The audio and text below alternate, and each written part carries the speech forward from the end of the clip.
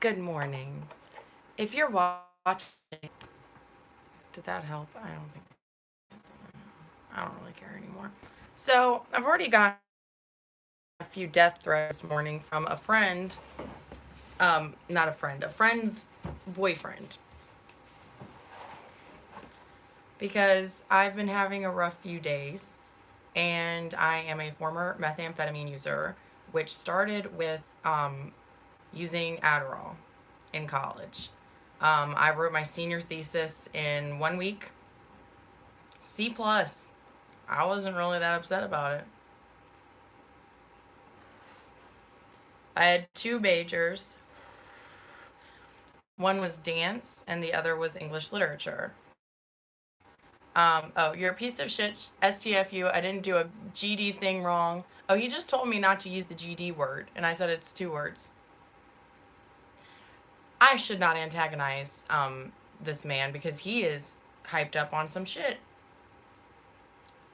But when you lose your kids and you're, recording videos of yourself doing things that you've been doing for a really long time, you start to realize how mundane life is without your little, um, what do I call them? My little ducklings. I'm not going to read. He's still texting. Oh, Jesus. I've really pissed this dude off. So, the reason I want to talk about this is that I am not alone in the young young individuals who went to college who decided that they were going to use prescription medicine recreationally, and then realized how useful it might be once you become a mom. I was finished breastfeeding my daughter. She was 3, and I breastfed that long. She was about to turn 3. And oh, by the way, I have a 20-year-old boyfriend right now, and I'm 32. Yes, it feels weird, but not really because he's actually pretty grown up for being 20. I wouldn't have guessed it. I didn't. And then I was like, oh, hmm. Well, stop following me around like a little kid. And I pushed him away, and then he decided he was going to stick around. One night, he showed up at 2 a.m. To save me from a couple of individuals who would not leave my home. There's a male and female, and the male was not interested in me because he's a vet who was a cross dresser. But my roommate suddenly moved out literally that night without warning, and left 2 of his friends here. And he's gay and has absolutely no interest in me. So I didn't feel threatened at all. I was just really, really irritated. And this kid texted me, and he's like, I feel like you're in danger. And I was like, yeah, actually I am this time. And he was like, and he calls me, are all of the doors secured?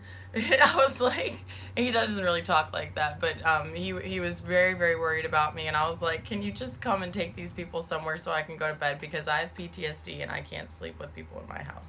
And he's like, absolutely. And he already knew that. I'm saying that for your benefit, but that truck has a problem with something. Anyway, so the reason I'm bringing this up now is that I woke up early this morning. Actually, it was like, oh, I took my clock down. It was like 2 a.m. I got up to get some cookies because I was like, whatever. I woke up and I figured Oreos are the best midnight snack. I get up to do that and see that my friend's boyfriend had called and asked if I wanted any stuff. And I was like, yeah, I'll get some stuff. Sure. And he got very aggressive in his request for finances. And I said, well, I'm going to have to talk to one of my friends to get a front for the cash, because I can't just go to the bank right this fucking second. So, and also I'm not a crack whore. So please be a little less aggressive, is essentially what I said. And I remember using those words. Please be a little less aggressive. Or you've been aggressive. I'm not a crack whore. Please be less so. Something like that. And he didn't understand what I was saying. And I was like, sometimes my snarky sense of humor does not come across by text very well. So, so here's some emojis. So I sent him some emojis and I clarified what I was saying. And I was like, you know, I'm not hurt for it. I'm not bent out of shape about it. Can you not be so rude? So he decides to come over to my house in the middle of the night and put me in my place. And there's a lot wrong with that, but I'm not going to get into it. What I'm going to say is, ladies, specifically if you're college aged or if you are one of the moms who uses performance enhancing, because that's what I consider, it's my performance enhancing drug. It was something that I used very briefly when my estranged husband was in the hospital. And I was having to play every freaking role and work and do everything. And I couldn't maintain at the level that I was at. And nobody can. Don't expect yourself to, but you're going to, especially if you're one of me. And I'm not coming down on you about it, but you've got someone to talk to. Please talk to me. Please, you know, don't end up like I am with now, an individual who's a member of a group of individuals, and he's made it very clear that several of them have murder charges on their records. Why he felt the need to tell me that? You could probably surmise as well as I can that that was a threat. But he knows my 20-year-old boyfriend, and so I actually didn't even involve him because I didn't want to. And the 20-year-old calls me at 4 a.m. I still keep looking for that clock. I need to put it back up. At 4 a.m. he calls me and a job that he's got to go to in the morning. And I was like, please go to sleep and don't worry about this. He's like, he's a member of a very rough crew of people and I don't feel comfortable talking about it. And I was like, I know all about it. Not all about it. I know enough to know that I should be sufficiently worried. And I'm not. And I didn't say bring it on. And I still am not going to say bring it on because I don't invite violence into my home. But ladies, when you get out of college and you're not getting a prescription from somebody anymore, and suddenly you meet a drug dealer who's very cute, and you're leaving your husband, and suddenly you get thrown into a world that you did not anticipate getting thrown into, and you find out what it's like being a single woman in that world. Let's stop the madness right here. Let's stop the buck, okay? So, you're either a dope hoe or you are someone's woman. If you are not, they don't get you. They don't care. They'll make you a dope hoe or someone's woman. I literally was pimped out by somebody I love very much, and I will not throw him under the bus. But I was his woman. I wasn't really. I was like, when did we start dating, and when did you start pimping out your girlfriends? He's like, well, you're not my girlfriend. No shit. Yeah, I'm also not a prostitute. So can you not invite men into my home at 2 a.m. and then have them banging down my door, actually breaking through it, trying, and then I'm gonna be passive aggressive as fuck and masturbate really loudly? And I did for 2 hours. It hurt. And I'm getting real with you because this is reality. And this is the tamest of the drug worlds. Because I live in a small town in nowhere, Virginia, where everybody has a fucking guilt trip and can't tell the truth to save their fucking lives. At least where I'm from, If you're a fucking drug dealer, you say you're a goddamn drug dealer. And you own it. And you're known for what you do. Because you're not ashamed of it. Let's let that one sink in. Because they understand that that's a decision that they made. I live in Denialville. So, he put me in my place, tried to, and finally I said, I am the man of this house, and he said, oh, that's it, I'm getting out of here. And I said, thank you, because that's what I was asking for, without having to say the whole fucking sentence, thank God. And he got out of here, and this is my workshop, this is my, you know, somebody called it a craft room, and I hate calling it that because this is where I make money. So it's actually a workshop, and I do, you know, I have a sander and stuff. Like, I mean, I'm not just, oh, also, I really like my cuff, and I need to start talking with my hands more so I can show it off. Because I stole it from a friend. Who's a junkie he owns it. Wouldn't you know it? And I'm like, I love that you're a junkie, and I wish that I could make you a not junkie like I am. And he's like, maybe if I hang out with you a little bit more, I won't be. I said, maybe. Because it takes work to get here. To get to where when somebody offers you something and you say yes, and then suddenly things get heated and you're like, never mind. Let's back the fuck off of this. But once you've already opened that door, you've opened it. So, ladies, specifically, and also young men, I understand that some people only know the streets. I understand that. It sucks. Fucking sucks. I've got friends, I am friends with the biggest, scariest group of young men that I didn't adopt. They adopted me, and I'm humbled by it. And I'm also very grateful and a little bit upset that they're all in jail right now, and I've got none of my homeboys hanging out like, who the fuck this? And I'd be like, I don't know. He'd be like, who you think you is? She's the man of this house. And I would have been like, I am the man of this house. And then you would leave and not have to involve death threats to a woman who pays about $110, $120 tops because of stress like this.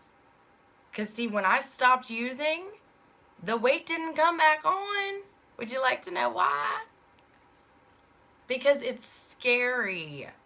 When you first stop and you're trying to get out of that life, you're a snitch. Or a narc. Or whatever the fuck else name they're calling it and wherever the fuck you live. So, you're a tattletale, first of all. No, just trying to improve my life. Thank you. Fuck off. And then, you get death threats when, you know, a drug person who's not even a dealer gets upset because you can't give him his money right the fuck now. I'm sorry, I'm not an ATM, and I don't... Thank you, Simon. I appreciate that. I didn't even know anybody was watching. It doesn't usually it tells me. But, God, I mean, like, to get here, it takes work, and I still keep looking for the damn clock. Where's my golden mind?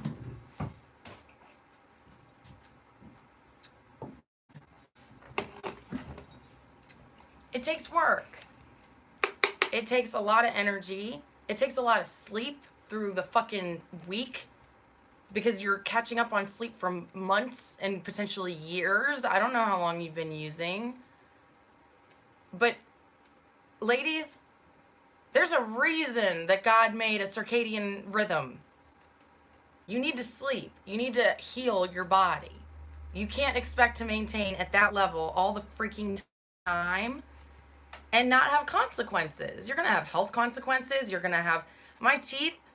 I did not get meth mouth, but in the back there's some cavities. Sugar. And then, like, and then you've got the social implications of it. My whole group of friends, like, I didn't need to get rid of my friends, and because luckily I was never an addict, which isn't a word, by the way. That's another thing that pissed me off. The bullshit world of misinformation about using drugs. Like, there is no such thing as an addict. There are varying levels of addiction. I never got to fiend. I stopped short of that. I stopped short of addicted. Because when I realized that I needed it, and that if I didn't have it, I obsessed about it. And there was not very long ago that I was crawling around on the floor looking for shit. And then I was like, hey, you haven't used shit in a long time. Like, what are you doing? And I was like, oh, I'm crawling around on the floor looking for shit. I was like, is that normal? I was like, no, that's not really normal. And if you're not having conversations with yourself like that, you're wrong. I'm not wrong. I'm not crazy. I'm a clinician who's telling you, talk to yourself. You're the only one that's going to be honest with you, apparently. Yay. I like this better. I have, like, a fucking nose and stuff. And it's big, and I don't care. Because I'm 32. Most of the time, you don't see 30-year-olds. Because we're at work. But, you know, I really... Ladies... By the way, you get your face back. I never actually got, like, any of the, like, picking things. I just got way too fucking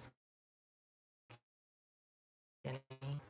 8 pounds, soaking wet when I got arrested. I was laying naked at the bottom of his cell in intake in the jail, the local city jail. And I stopped breathing 17 times, they said. There were 17 different occurrences where they had to kick me. Like that. Because apparently you can't walk into the cell when they've removed your clothes and all that. But I was laying naked because I said I was going to kill myself. I didn't really say I was going to kill myself. I said I was going to bash my head in. I tried. Don't do it this way. Do it that way, and then I'll knock you out. And then you go to sleep for a couple days. And then when you wake up, there's a nice lady telling you can put your clothes back on. And then you get 35 days in jail for something that doesn't carry a jail sentence. This is what it goes to, guys. This is my real life. This is not, you know, tales of horror to scare you. This is tales of truth to truth ya. To put you in your fucking place. Because... I'm sorry. I'm pulling it. White women are the worst. We get away with everything. Because we are the standard of beauty. We are the standard of, would you like to sell this headband? Look. Go put this chick in it. Go put her in a magazine. And that sells. Why? Why? These crooked ass glasses on my face. I'm sitting here like my ears are uneven apparently today. Or one of my little homeboys just put my glasses. My ears are uneven. I don't care. But, I mean, you get a whole lot more self-conscious when you've got pick marks all over your face. Because Adderall's expensive on the street. Meth's cheap. Not telling you so you can save money. I'm telling you because it's a slippery slope. And when you're getting death threats from a friend's boyfriend, and you are told that you can't communicate with that friend anymore, and that you realize that you're more upset about losing a friend than the fact that, you know, his homeboys are going to show up here. And I said to my poor little boyfriend, I was like, you tell them to come on, they're going to fall in love with me. He's like, I know, and that's kind of something that I don't want too. And I was like, I'm sorry. I was like, well, I won't make them fall in love with me. They're just going to do it. He's like, I know because I did it. And I was like, I know, you poor thing. I was like, I told you not to date me. He's like, but I like you. And I was like, I like you too. He's like, I love you. I was like, I love you too. This sucks. I'm going to die. And you're going to be at my funeral. And you're going to be like, dude, why did you kill my girlfriend over $100 that she didn't have right this fucking second, and she got a little snarky with you. Because ladies, when guys are amped up on that shit, that's what you got. I almost recorded the fucking thing because I was going to show her that I have no ill intention when he said, I'm on my way over there right the fuck now. Because I was like, great, he's on his way over here and he's either going to want to fight or fuck. Thank God he wanted to fight. Because the fucking would have led to the fighting. I mean, not, because it wouldn't have happened. You see what I'm saying? So ladies, just don't. Don't. Because you're going to be with the drug dealer that you think is the love of your life. And then one day he's going to be in jail or prison for 20 to life, which is a long fucking time. And then you're alone. And everybody knows that you've got a nice house with lots of nice glass shit. All those broken mirrors up there, that's not decoration for... I mean, it is. I think it's beautiful. Because it's survival.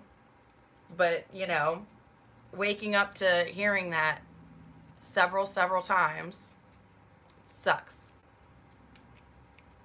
Especially being me, and especially after, I mean, and I hate bringing up the R word, but it's happened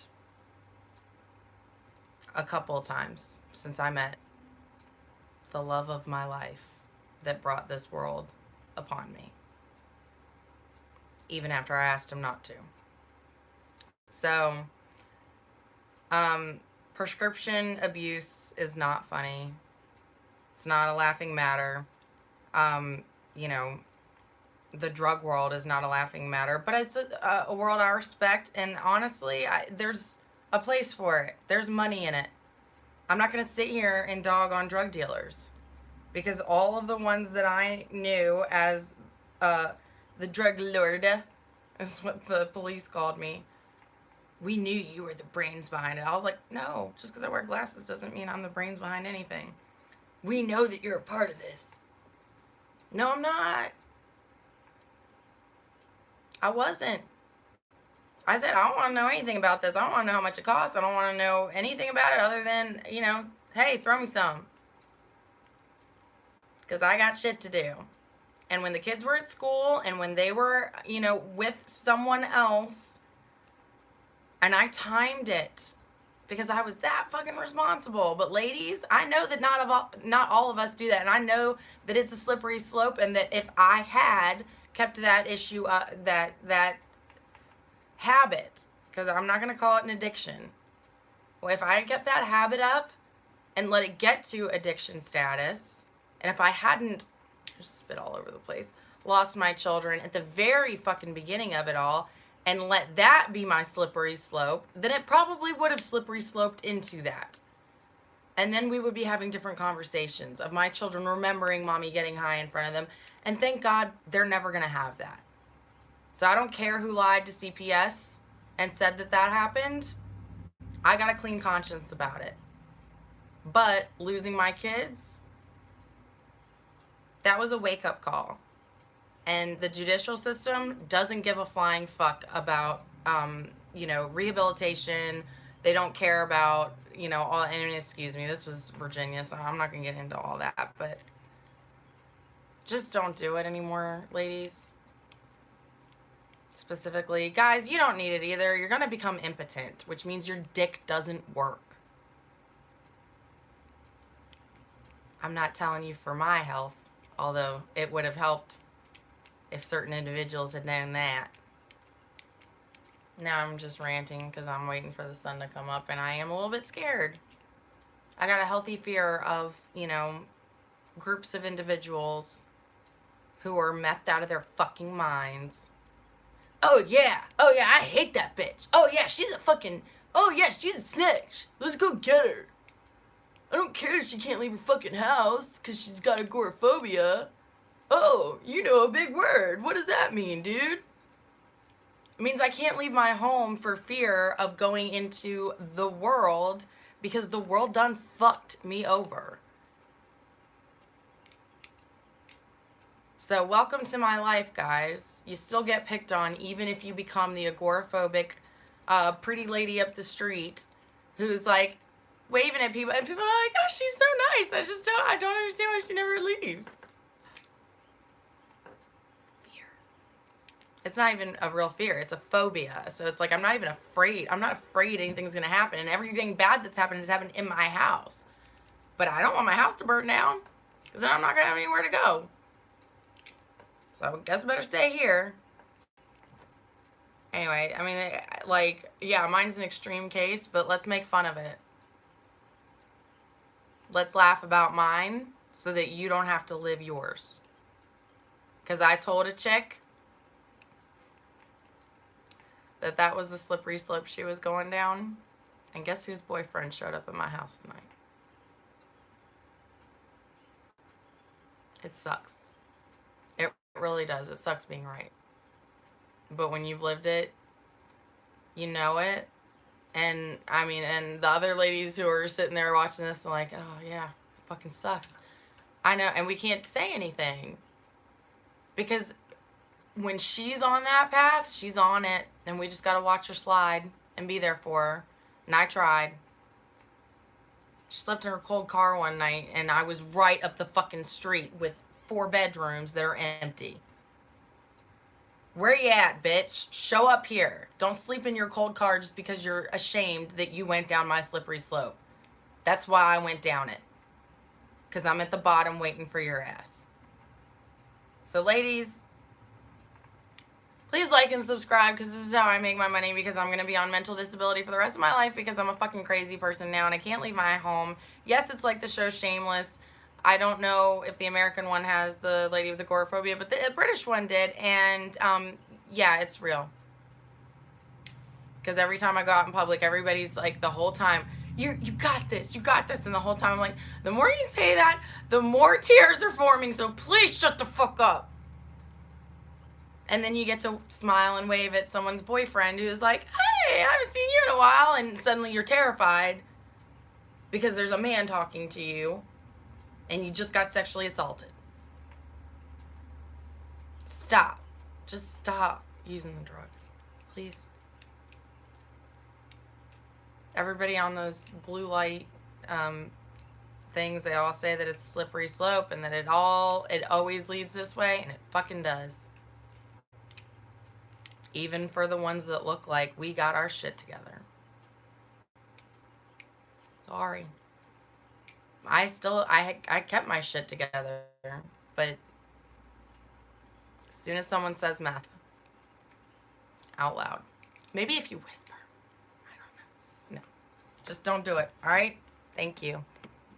I've had this, like, oh, look like a